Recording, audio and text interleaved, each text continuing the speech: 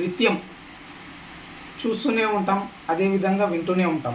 ఎక్కువగా ఫోరెన్సిక్ ఏదైనా పెద్ద పెద్ద క్రైమ్స్ జరిగినప్పుడు ఫోరెన్సిక్ ఎక్స్పర్ట్స్ వచ్చారా, ఫోరెన్సిక్ వాళ్ళు వచ్చారా అని సినిమాల్లో కూడా వీటికి సంబంధించి ఎక్కువగా చూపిస్తూ ఉంటారు. మరి ఫోరెన్సిక్ అంటే ఏమిటి, దొంగతనాన్ని ఎలా ఛేదిస్తుంది అనే అంశాన్ని మనం ఇప్పుడు షార్ట్గా తెలుసుకుందాం. ఫోరెన్సిక్ విభాగం అనేది నేర పరిశోధన కోసం శాస్త్రీయ పద్ధతులను ఉపయోగించే ప్రత్యేక విభాగం అని కూడా చెప్పవచ్చు. దొంగతనాన్ని ఛేదించడంలో ఫోరెన్సిక్ ఉపయోగాలు ఏమిటి?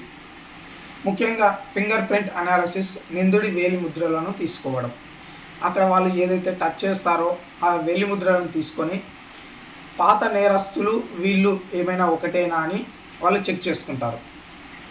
సీసీటీవీ అండ్ డిజిటల్ ఫోరెన్సిక్స్, దొంగతనం జరిగిన ప్రదేశంలోని వీడియో రికార్డులను విశ్లేషించి దొంగలను కనిపెట్టడానికి ప్రయత్నం చేస్తారు.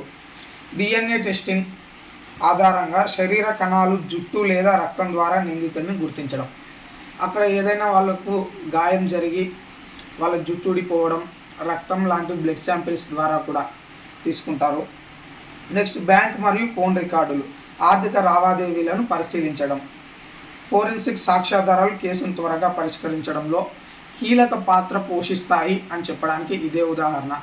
ఎందుకంటే నేరాలను తగ్గించడంలో ఈ ఫోరెన్సిక్ వాళ్ళు నేరస్తులను పట్టుకోవడంలో చాలా బాగా ఉపయోగపడుతున్నారు.